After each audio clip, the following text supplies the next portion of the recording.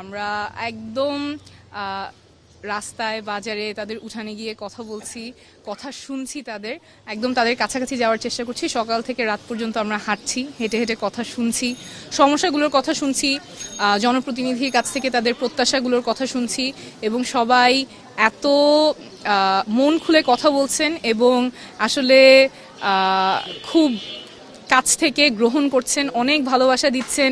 কেউ খাবার দিচ্ছেন, কেউ চকলেট দিচ্ছেন, ছোট বাচ্চারা এগিয়ে আসছেন, বাচ্চাদেরকে নিয়ে আসছেন কথা বলতে, ছবি তুলতে, মুরব্বীরা আসছেন, দোয়া করে যাচ্ছেন। তারপরে আমাদের আঙ্কেল আন্টিরা এসে বলে যাচ্ছেন, প্রতিজ্ঞা করছেন, প্রত্যাশা করছেন আমার কাছ থেকে। সব মিলিয়ে খুব ভালো অভিজ্ঞতা।